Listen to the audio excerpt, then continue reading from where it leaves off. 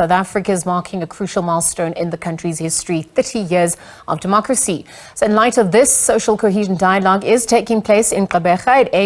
It's aimed rather at fostering meaningful discussions about the country's journey as a diverse nation. But it's also looking at what binds people together. So to discuss social cohesion and how far we've come, we're going to be joined via video link by Professor Luke Sinwell from the Department of Sociology at the University of Johannesburg. Prof. Luke, good afternoon, and thank you for making time to chat to us here on the SABC at this hour. Well, thank you for having me. It's a pleasure. Let's just look at some of the elements of social cohesion in a South African context, what it really means, and just your thoughts on the notion of social cohesion in a contemporary South Africa. Well, the question of social cohesion always brings me back to the inequalities in society that currently exist around questions of race, class, and gender. And I think that you can't have social cohesion when you are experiencing structural or real violence. So the Palestinian people cannot go about, for example, seeking social cohesion while they're being inflicted with genocide. And then we have slow genocide taking place, arguably in other places like the Sudan, which is much less reported on, but where about half the country is facing acute hunger and, to a certain extent, starvation. So the question of social cohesion in South Africa as well comes back to, I think, links nicely to the question of human rights, given that it's Human Rights Day tomorrow, and we're also commemorating the Sharpeville massacre, which was, I'm sure most of the viewers know, was a struggle for human rights, for the right to move against past laws, and 69 people were killed when they marched to the Sharpeville, when thousands of people marched to the Sharpeville police stations. And what they wanted was the right to be citizens, not to be a pariah in their own country, the right to move, to access cities. So we don't have the Dome Pass anymore. But then if you look at social cohesion, I don't think it makes sense to talk about social cohesion in a country that's so unequal and a world that's so unequal, where you have people who can't access decent transport. They have to use combis. They have to take 2 hours to get to work. They have to spend a quarter or a third of their income just on transport.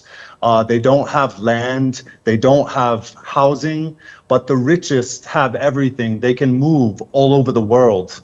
And then the top 0.1% in the world and in the country can not only move from city to city, they can go to any country. And even increasingly, we're seeing that that the billionaires are making plans to go to the moon.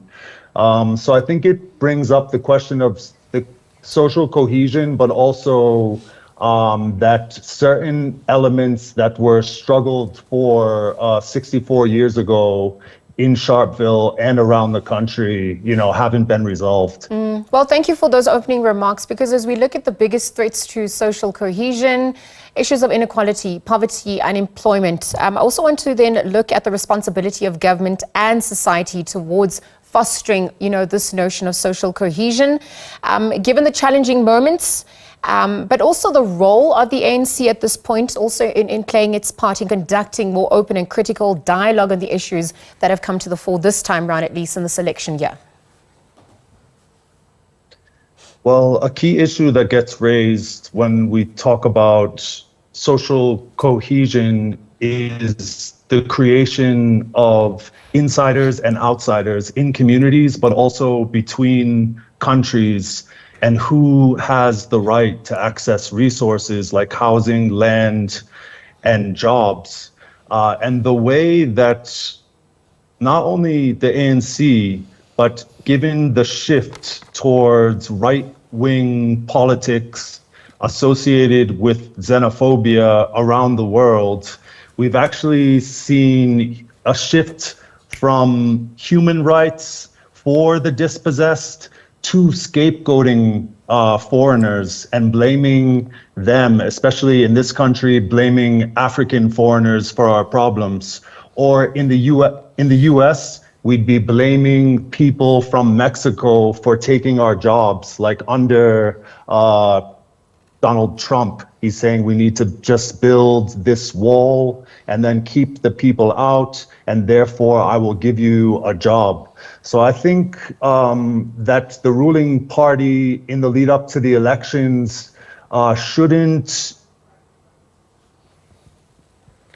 scapegoat foreigners, target foreigners, and therefore prevent any possibility of social cohesion between people from Zimbabwe and other neighboring countries who have come to South Africa just to survive.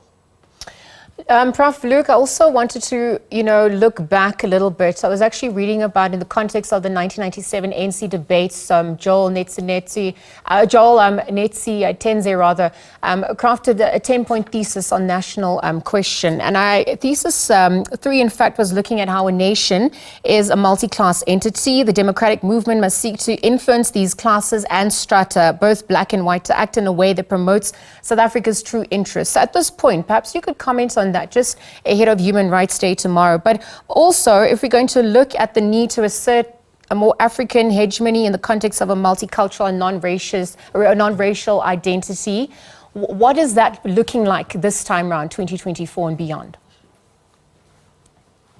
Okay, there's a lot there, but I think I'll just respond to the one point that you raised around in 1997, you suggested that the ANC should support different strata within society, yes, black and white, and different classes, which I think has happened to a certain extent, except that under the policies that had been adopted by the time that he made that speech in 1997, the neoliberal market-oriented policies that are still underway and which are being felt acutely across the country, especially in rural areas, townships, and informal settlements.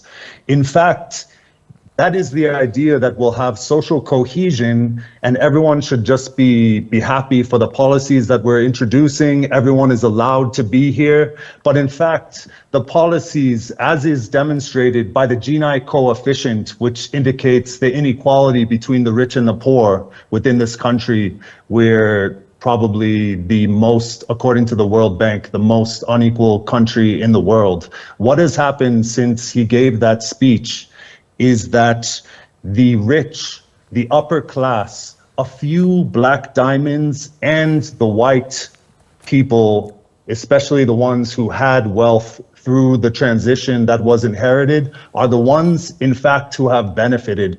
That's why it can be called a bourgeois democracy, whereby it is an elite few that benefit while we're giving this facade of liberalism, tolerance, and social cohesion.